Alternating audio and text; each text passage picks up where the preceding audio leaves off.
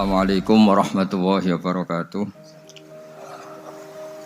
Bismillahirrahmanirrahim. Rabbi shrah li sadri wa yassir li amri wahlul 'uqdatam min lisani yafqahu qawli.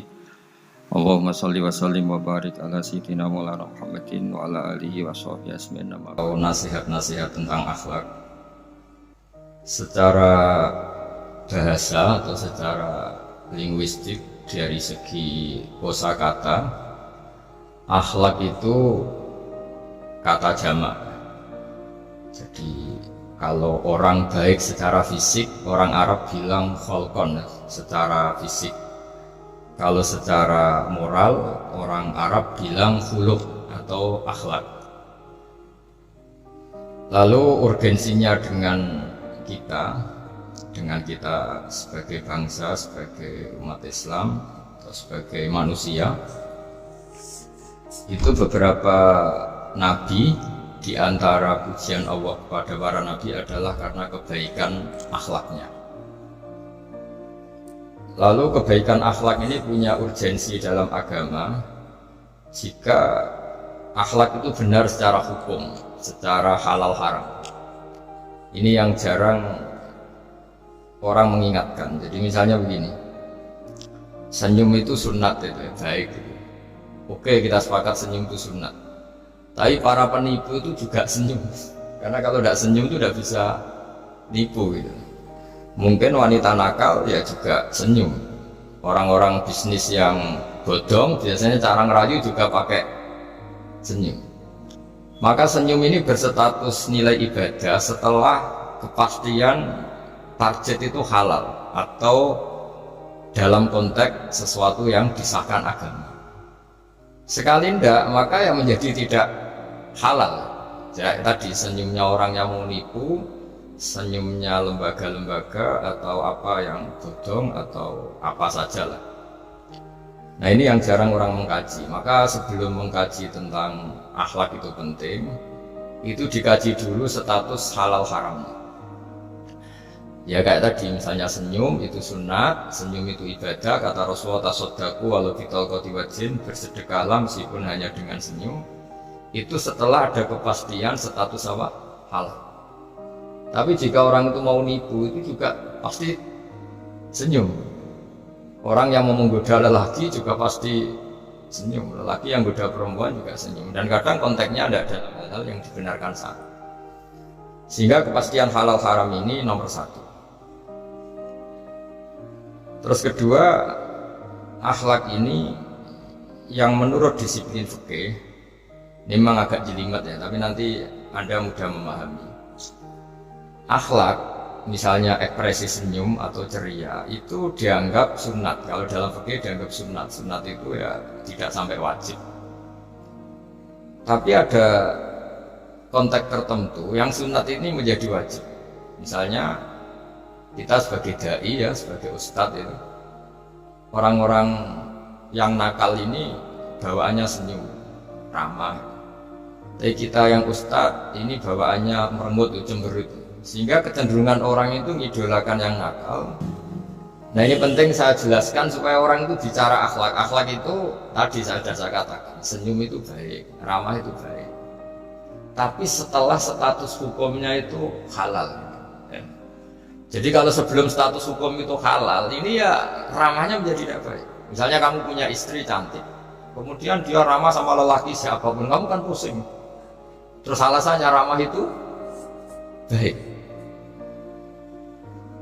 Makanya di Quran diingatkan, fala takhdu'na bil qawli fayatma'alladzi fi qalbihi marad. Orang-orang sholihah, orang-orang yang afifah, wanita-wanita terhormat, jangan terlalu ramah sama lelaki lain, karena lelaki lain yang kamu ramahin, kalau kebetulan dia ada orang baik, pikiran ramah kamu ini ditafsirkan yang macam-macam. Nah, jadi ini karena saya sebagai kiai memang menekuni fikih, sehingga sebelum bicara jauh tentang hukum moral, itu pastikan dulu status halal haramnya. Baru ada numpang hukum akhlak. Sodako juga gitu, banyak orang dermawan gitu. Ternyata nyuwun sewu memang uang korupsi sehingga mudah ngasih orang banyak. Pas uangnya sendiri ternyata berat. Ini belum bisa dikatakan sodako. karena bawaannya dermawan, karena nggak uang saya saja. Jadi kepastian hukum ini harus ada dulu. Makanya dalam Islam fikih itu nomor satu, hanya nomor satu itu ya kepastian hukum. Baru di level aplikasi hukum itu penerapannya, tatbikinya kalau dalam bahasa Arab itu akhlak. Terus ketiga, cerita-cerita akhlak itu yang paling fenomenal itu kata banyak mufassir. Kenapa Saharatu Fir'aun? Jadi ketika duel, saya cerita sedikit. Musa ini punya banyak mukjizat. Nabi Musa ini punya banyak mukjizat. Mukjizat itu sesuatu yang luar biasa, nggak bisa dinalar oleh akal. Itu kalau orang baik disebut mukjizat, kalau orang buruk punya kemampuan ini disebut sihir. Ya, tapi sama-sama punya kekuatan yang dahsyat. Sehingga ketika Nabi Musa punya kekuatan yang dahsyat ini, yang disebut mukjizat, Fir'aun cara berpikir yang bisa mengalahkan ini hanya sihir. Dipanggillah ahli sihir yang profesional, yang top. Dan mulai dulu itu wong ya seneng duit gitu. Jadi ahli sihir yang mau datang tapi berani berapa gitu. Jadi itu sudah mulai dulu. Jadi sekunade kuno itu transaksinya itu ya harus berani berapa ya. Fir'aun katanya innakum idzal laminal muqarrabin. Kamu tak jamin menjadi orang dekat saya. Jadi mulai dulu kalau dukung itu ya harus dapat jatah ya.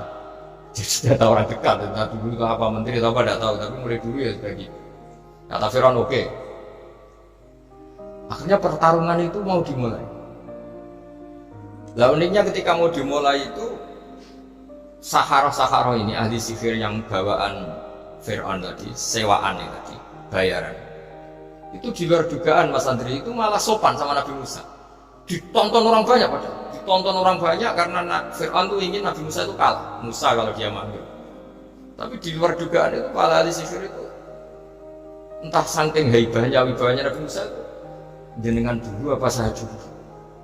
Monggo jenengan dulu apa saya dulu? Imma antulkiyah wa imma anahnul mulkin. Monggo jenengan dulu atau kita dulu. Jadi harusnya secara teori tarung itu semakin menteror atau ada gebrakan yang mengagetkan, ini kan lebih mudah mengalahkan Musa. Tapi enggak, malah Musa ditanya, wahai Musa, imma antulqiyah wa imma anahnul mulkin. Monggo jenengan dulu atau kita dulu. Nabi Musa juga membalas yang sopan. Enggak, kalian dulu saja. Nah itu kata para ahli tafsir. Barokahnya akhlak yang dilakukan Saharatu Fir'aun ini, al-qawwa fi qulubihim al-iman. Allah saat itu juga memberi iman. Jadi barokahnya sopan sama Nabi siapa? Musa.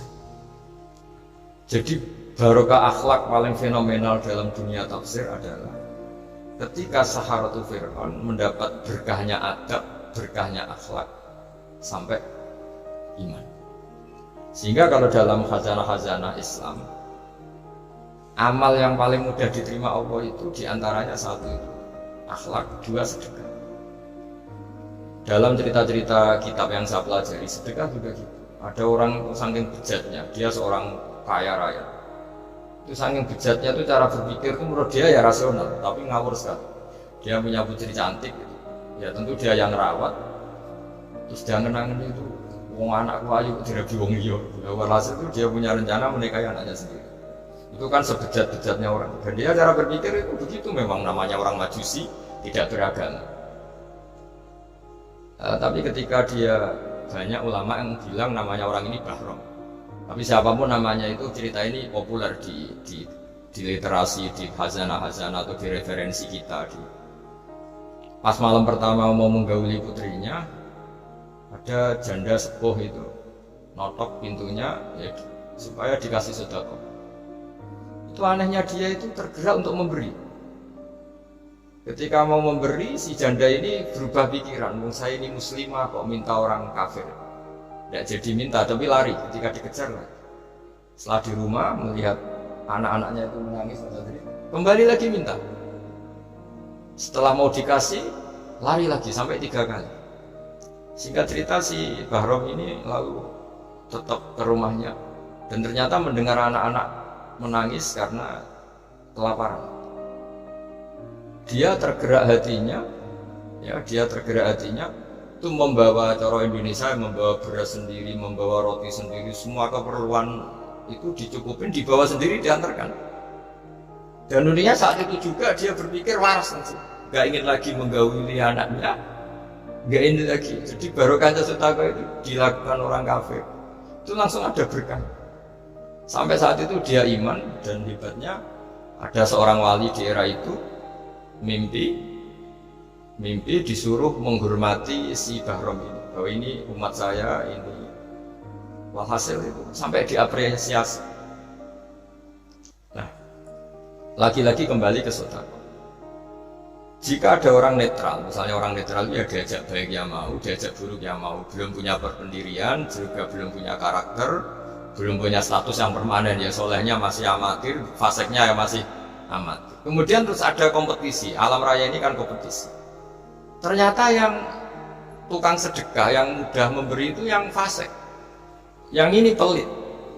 Jangan-jangan kita disalahkan Allah ketika orang yang netral ini jadi orang fasik. Karena apa? Kenangannya dengan orang fasik mendapat keenaan sedekah atau servis. Kenangannya sama orang soleh tidak mendapat. Malah dikongkon terus jadi panitia pengajian, kan kesel ya. Nah, kalau dibebani terus. Sehingga di antara ciri agama ini qalilul ma'unah, agama ini harus berbiaya murah. Itu hal-hal yang harus kita perhatikan. Nah, kecuali ini sudah orang yang punya karakter, memang sudah orang soleh, memang bawaannya ingin mendukung yang kanan, yang ahlul yamin, yang hanya suka kebaikan. Ini kan kita bicara orang yang belum punya karakter. Kalau yang soleh kan karuan, dirayu yang ini sudah ada. Mau meskipun yang ini ngel-ngelo terus tetap nggak masalah yang kanan ini. Nah, ketika kita ngelola anak Mas Andri ini, Mas Dwi ini karena yang ada jadi saya pakai contoh. Saya punya kenangan dalam hal ini itu sangat miris. Ada orang sepuh soleh, cerita anaknya itu sekarang kerja di Jakarta tidak sholat, padahal itu ya orang soleh, orang tua. Dan dia kenapa datang ke saya? Karena minta maaf dulu pernah dengan tanda petik pernah menyalahkan bapak saya, menyalahkan kiai-kiai yang lunak. Bapak saya dulu ya di dalam ada TV, ada sepeda motor, ya umumnya orang. Ternyata kasusnya itu sederhana Mas Andri. Anaknya kiai ini, orang soleh, itu karena saking ketatnya itu di rumah nggak ada TV, juga nggak ada motor.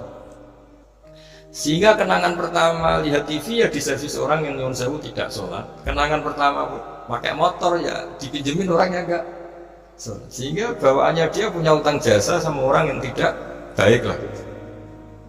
Akhirnya ini nggak jadi idola, orang tuanya meskipun soleh nggak jadi idola. Dan orang tuanya itu nggak punya TV supaya waktunya nggak habis untuk nonton TV, nggak punya motor biar nggak keluyuran. Niatnya baik, sangat baik. Tapi karena terus ini tuh tadi kembali ke tadi al-insan abdul ihsan, manusia itu budaknya kebaikan. Kenangannya lihat TV ya sama orang yang nggak bener ini.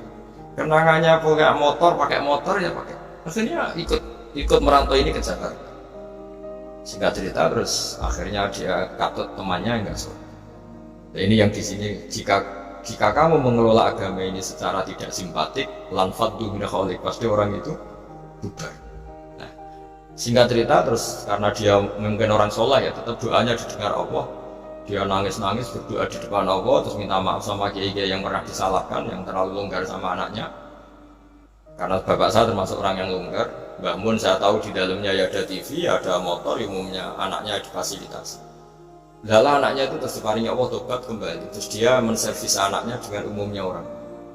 Jadi yang bahaya itu bukan tidak ada TV-nya, tapi kenangan pertama tahu TV ini.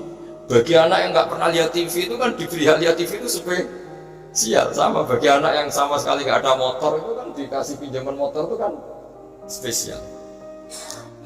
Jadi kesimpulan dari ngaji akhlak ini harus dikawal supaya mengawal kebaikan. Jangan sampai anak kita, keluarga kita punya utang jasa sama orang yang nggak benar sehingga dia ngidolakannya orang yang nggak.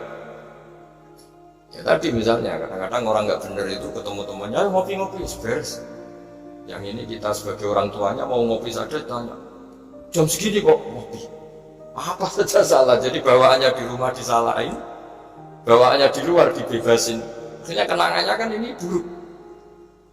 Ini hal-hal seperti ini yang kita harus hati-hati dan menolak kebenaran. Makanya ada cerita di kitab Risalah Qusairiyah, jika diulang lagi di Ihya, ada orang Majusi. Ya bayangkan dulu itu kan padang pasir, di jalan nggak ada air, juga nggak ada warung, Mas Andri, juga nggak ada ATM. Jadi bayangkan dulu. Jadi cerita ini harus dibayangkan dulu. Kalau sekarang kan nggak kebayang ada orang kelaparan di perjalanan. Makanya dulu itu hukumnya ekstrim. Siapa yang iman billah wal yaumil akhir harus memuliakan tamunya. Dulu itu ukuran memuliakan tamu itu nomor satu ya dikasih makan. Sehingga kalau ada tamu dari jauh, Nabi itu kalau nggak bisa ngasih makan dilelang. Siapa sahabatku yang bisa ngasih makan? Karena orang tuh sekali mertamu ya memang kelaparan betul. Perjalanan 2 hari nggak ada warung, nggak ada ATM, nggak bisa mampir ke kantor cabang minta fasilitas kan nggak bisa. Kalau pejabat kan bisa dari Jakarta mampir Semarang mampir Kragen. Singkat cerita dilelang sama Nabi, siapa yang bisa? Masyhur kan cerita itu, ada orang yang sebetulnya miskin, saya ya Rasulullah, ternyata yang dikasihkan itu makanan jatah apa? Anaknya, kan masyhur cerita itu. Terus kata dia pulang, terus lampunya pura-pura dimatikan, terus anaknya disuruh menidurkan, terus dia pura-pura nemani makan, padahal hakikatnya yang makan itu hanya tamunya. Saat itu juga Allah menurunkan wahyu kepada Rasulullah SAW. Allah memuji perilaku sahabat ini karena bisa ngasih makan. Jadi dulu itu yang namanya tamu itu kalau nggak dihormati taruhannya nggak iman, karena nasibnya sampai seperti ini karena dulu seperti itu. Nah kembali lagi ke cerita tadi. Tamu apa makanan atau tamu atau apa saja itu servis sosial ini nomor 1. Kalau enggak, seorang lagi ya, kalau enggak itu ya orang terus nggak simpati.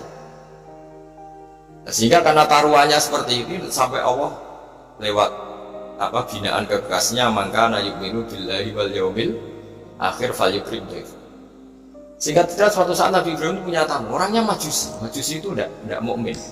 Majusi itu lebih buruk ketimbang Yahudi, lebih buruk ketimbang Nasrani karena ada ahli kitab sama sekali. Kalau di Quran kan dibedakan, ada kafir ahli kitab yang masih percaya Tuhan, yaitu Yahudi Nasrani, ada yang sama sekali sudah tidak percaya. Itu Majusi, tidak punya kitab. Orang Majusi datang ke Nabi Ibrahim karena beliau terkenal Abu Duyuf, bapak dari segala tamu. Beliau itu nggak mau makan kecuali bareng tamu, bareng anak yatim, saking solehnya Nabi Ibrahim. Saya ulang lagi, bayangkan dulu, memang makan itu luar biasa. Sekarang kan biasa karena tamu sudah makan dulu di warung, nginepnya di hotel, malah kadang disuguhi udah mati makan karena nggak selera, ribet malah tamu sekarang. Malah komplain bila ribet. Nabi Ibrahim tuh ketika orang itu kelaparan, ya Ibrahim karena dia nggak mukmin ya manggilnya jangkar, tolong hari ini saya kasih makan. Tidak hatta tu'mina, sehingga kamu iman. Singkat cerita orang ini frustasi karena ini tokoh Nabi Ibrahim itu tokoh besar Muslim ya tentu. Akhirnya dia putus asa terus sudah walla itu sudah balik kanan, sudah melunyur saja meninggalkan Ibrahim karena dia putus asa lah. Saya Majusi, dia Nabi, dia tokoh Islam, pasti tidak ngasih makan. Apa yang terjadi? Saat itu juga Allah, karena beliau Nabi, bisa komunikasi dengan Allah, dapat wahyu. Lihat orang itu umur berapa? 70 kira-kira gitu, atau 60. Kata Allah, orang itu baru ini loh kelaparan. Dan baru ini juga minta kamu kan? Iya. Dan kemarin-kemarin tidak pernah kelaparan ya baru ini ya. Kata Allah, saya yang Tuhan saja ngasih makan dia padahal tidak iman sama saya 60 tahun. Kamu diminta untuk 1 hari saja kok mensyaratkan apa? Iman. Dia panggil saja supaya makan di kamu. Salah sih.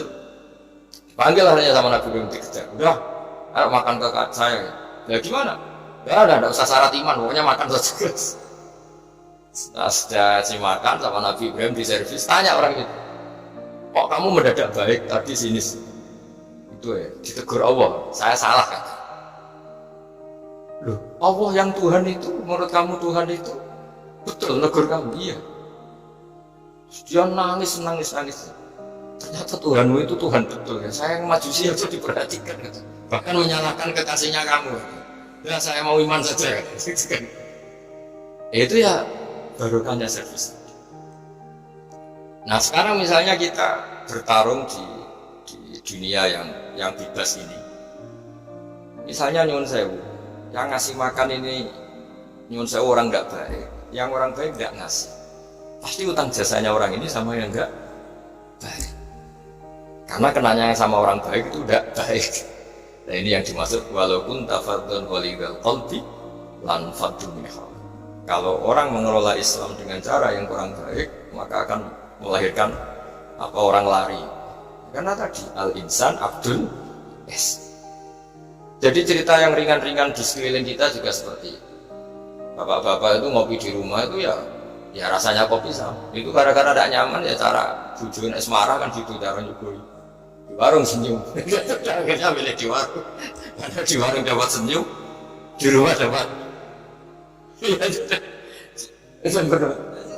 Semua proses sosial itu seperti itu. Nah mau saya di sini bayangkan itu anak kita, kenangannya dengan kita, dengan bapaknya, dengan ibunya kurang baik, kenangannya di luar baik, sehingga anak kita cenderung tidak mengidolakan kita, meninggalkan. Jadi menurut saya belajar akhlak paling pokok adalah kaitannya dengan kepentingan anak-anak kita. Saya bukan niat sombong ya, saya itu alhamdulillah sampai sekarang itu masih sering mandikan anak saya, jalan-jalan sama anak saya. Hak-haknya, bahkan saya ini punya ajaran yang agak unik. Tapi istri saya sudah menerima, dulu ya sempat janggal-janggal tuh sekali, sekarang sudah menerima. Saya punya anak yang biasa ikut adik saya di Fuad itu masih kelas 2 SD. Mulai kelas 1 SD, mulai kelas 2 saya bilang, kalau kamu ingin jajan, bapak pas tidur bangunkan. Padahal anak saya itu punya santri, punya banyak yang bantu. Dulu istri saya protes, itu kan melatih anak nggak sopan karena bangunkan orang tua. Enggak, kata saya, sopan itu nomor 2, nomor 1 itu hukum. Saya beri penjelasan. Yang paling berhak atau yang paling boleh dingel-ngelno anak itu ya diganggu anak. Itu ya orang tuanya. Masa anak mau jajan yang harus ribet pembantu, mana anak mau jajan yang harus ribet orang. Yang paling boleh diganggu oleh anaknya ya orang tua. Itu hukum kata saya. Akhlak nomor 2.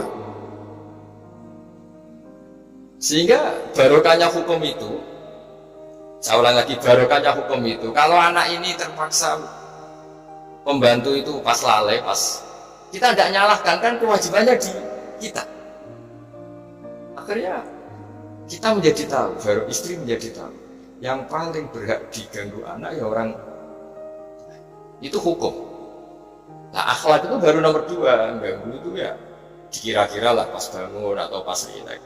Tapi itu nomor 2, itu namanya moral. Moral itu sunat. Tapi kalau hukum itu nomor 1. Sehingga akhirnya orang tua, anak ini senang. Betapa baiknya orang tua kita, pas tidur saja dibangunin mau, demi kepentingan dia. Akhirnya anak ini punya kenangan baik sama orang tua. Pas tidur saja bapak diajak mau. Apalagi pas happy. Nah karena kenangannya baik, ya idolanya orang tuanya. Ketika idolanya orang tuanya dan kita orang baik, mau ngajak sholat ya gampang, mau ngajak ngaji ya. Bayangkan kalau kenangannya dia dimintai uang nggak boleh, bentak, salah jam kayak atau salah jadwal atau apa, salah momentum, masa anak kecil diwalate salah, pakai momentum pakai apa? Nah, ketika kita ngangkon belajar sudah susah karena kenangannya enggak. Jadi kunci daripada ini makanya saya bilang berkali-kali. Oke kita belajar akhlak, belajar moral, tapi nomor 1 itu hukum. Saya ulang lagi hukum. Karena agama ini ciri khasnya itu hukum. Hukum itu tertentu. Jadi aturan Islam itu detail. Misalnya saya belum haji, ya sudah, sebagian harta saya jatah untuk haji itu sudah tidak milik saya, harus dianggap miliknya haji. Sehingga kalau saya meninggal setiap saat, yang boleh diwaris oleh anak cucu saya hanya yang melebihi dari biaya haji. Makanya di Indonesia disebut gaji amanat. Gaji amanat itu orang yang sebetulnya sudah mampu haji tapi tidak kober haji. Itu kalau sudah meninggal harus ada jatah haji yang dianggarkan untuk haji apa? Amanat. Baru sisanya boleh diwaris. Karena ini hukum. Nah nanti di akhirat juga Allah pakai hukum. Kalau ada anak nggak sholat, yang pertama disalahkan orang tuanya. Kenapa ini tidak sholat? Semua kesalahan anak-anak kita adalah dibebankan ke kita. Ya jadi saya mohon cerita-cerita akhlak ini jangan sampai hanya nyuwun sewu moral dengan arti kenyamanan sosial, tapi kembalikan ke Allah dan apa? Rasul. Sehingga ini yang terakhir saya cerita hadis yang populer sekali.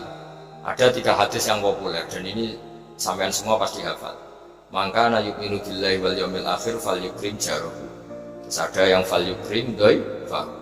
Terus yang ketiga falyakul khairan aw liyasmut. Berkata baik atau kalau nggak bisa berkata baik ya apa di dia.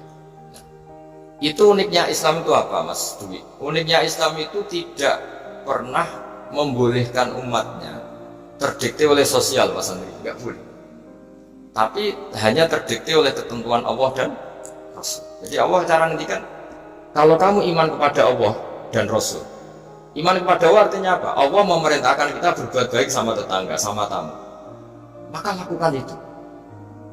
Sekali tidak demi Allah dan Rasul, berarti Anda didikte oleh hukum sosial. Kalau tetangga baik ya kita baik, kalau dia buruk ya kita ikut buruk. Itu artinya apa? Kita tidak didikte oleh hukum Allah dan Rasul, tapi didikte oleh hukum apa? Sosial. Islam itu agama yang hubungannya manusia itu dengan Allah, bukan dengan sosial. Sehingga ketika baik sama tetangga pun itu karena perintah Allah. Sehingga kalau suatu saat kecewa tetangga kita itu kurang ajar misalnya, ya kita tetap nyaman saja karena kita baik itu atas perintah. Makanya masyhur di kalangan ahli hadis ada dawuh Nabi, la takunu imma'atan. Taquluna in ahsanan nas ahsanna wa in dolamuna dolamna. Kamu jangan jadi orang yang didikte sosial. Kalau orang baik kamu baik, kalau orang buruk kamu ikut buruk. Itu namanya orang yang nggak punya prinsip. Tapi walakin wattinu anfusakum, kata Rasulullah. Kuatkan prinsip kamu, jika manusia baik kamu akan baik, dan manusia ketika buruk kamu pun tetap ingin baik. Nah, dengan demikian itu berarti kebaikan kamu itu atas perintahnya Allah dan Rasul, bukan atas nama sosial. Sehingga misalnya ada orang birrul walidain, ibunya bawaannya cerewet, mbahnya cerewet, ya tetap baik. Tapi kalau kamu didikte sosial, sekali ibu kamu bawel, malas ketemu ibu bawel. Nah, ini berarti kamu belum didikte Allah dan Rasul, tapi didikte hukum apa? Sosial. Sehingga untuk menutup mauidhah ini, saya sering cerita di mana-mana di kitab Ihya itu ada cerita, ada seorang pemuda yang kurang ajar sekali. Ada kiai dipanggil, Pak Yai silahkan ke rumah saya. Ya kira-kira cara sekarang mungkin 500 meter datang. Setelah sampai depan rumahnya, sudah Pak Yai saya tidak punya kebutuhan sama kamu. Itu kiainya senyum, rileks. Setelah sampai rumahnya dipanggil lagi, Pak Yai mohon ke rumah saya. Kiainya ke situ lagi asik kan. Terus setelah sampai rumahnya pemuda tadi, sudah pulang aja saya tidak butuh kamu. Sampai 3 kali. Dan kiainya tuh asik, ceria gitu. Pemuda itu kagetnya bukan main. Kenapa Pak Kiai tidak tersinggung, malah senyum-senyum? Jom kata orang Jawa ini. Ini cerita di Ihya. Saya tuh senang sekali mengikuti perintah Allah. Allah menghentikan, saya disuruh hormat tetangga. Lah kamu tetangga saya. Dan saya alhamdulillah bisa nuruti karep kamu. Suruh ke kamu, saya ke kamu. Dan sekarang karep kamu saya pulang, ya saya pulang. Syukur sekali hari ini saya bisa nuruti perintah Allah sampai 3. Nangis pemuda itu. Loh kalau kamu kan tampar, ini kan pelecehan. Itu kan kurang ajar betul, kiai digambar. Tapi wali-wali itu nggak berpikirannya tidak seperti itu. Kalau kamu tidak wali ya memang aneh pikiran itu, tapi yang benar itu. Nah, jadi lewat ngaji ini saya mohon semua teman-teman yang di BI maupun seluruh kita, akhlak itu nomor 1.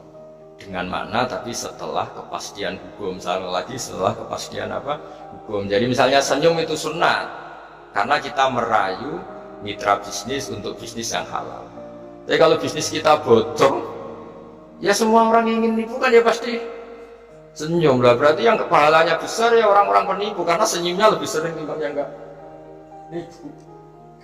Jadi artinya akhlak itu menemukan momentum sebagai ibadah setelah ada kepastian hukum halalnya.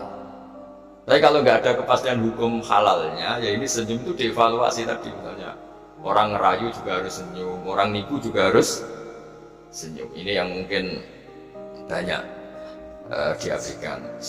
Saya kira demikian, dan mohon maaf karena sebenarnya kalau andikan tadi jalannya normal mungkin saya agak terlambat. Itu kan banyak lubang-lubang karena itu biasanya kan karena hujan. Tapi ya saya suka tetap terlambat biar keren pernah nunggu kiai. Jadi kalau dalam teori agama itu sama Pak. Sholat, Nabi itu pernah sholat isya itu setengah tiga dini hari. Sahabat biasanya kan beliau suka awal waktu. Ketika sahabat tanya, kata Nabi, malam ini spesial karena kamu lama sekali nunggu apa? Sholat. Gak semua orang malam ini bisa menunggu apa? Sholat. Jadi artinya apa, bawaannya itu nunggu kebaikan. Jadi di antara trik atau resep husnul khotimah, ya ini sebagai penutup ngaji, resep husnul khotimah itu inna wa ta'ala yubahi malaikatahu, Allah membanggakan kita, yubahi bikum malaikatahu, Allah bangga dengan kita. Di antaranya apa Mas Andri? Umatnya Rasulullah SAW itu kalau habis subuh ditanya, ngapain kamu hidup nunggu sholat duhur? Ngapain kamu hidup setelah sholat duhur, nunggu sholat asar? Sehingga kita ini menunaikan fardu yang diwajibkan Allah dan menunggu datangnya fardu yang lain. Jadi orientasi kita fahijratuhu ilallah wa rasul. Tapi kalau kita orientasinya mapan, kenapa kamu hidup? Sama mati setelah mapan, sama mati setelah jabat. Ini kan berarti perjalanan kamu ila dunia, orientasi kamu dunia. Faman kana hijratuhu ila dunya aw imra'atin yang kihuha fahijratuhu ila ma hajara. Tapi kalau kamu niatnya, kenapa kamu berani hidup? Supaya bisa sholat, supaya bisa ibadah. Berarti perjalanan kamu hanya menuju Allah dan jadi, sehingga diantara alamat husnul khotimah adalah orang setiap sudah melakukan satu kebaikan berani hidup karena berharap bisa melakukan kebaikan yang lain. Jadi dari satu kebaikan rutenya menuju kebaikan yang lain. Ya saya kira demikian dan mohon maaf. Assalamualaikum warahmatullahi wabarakatuh.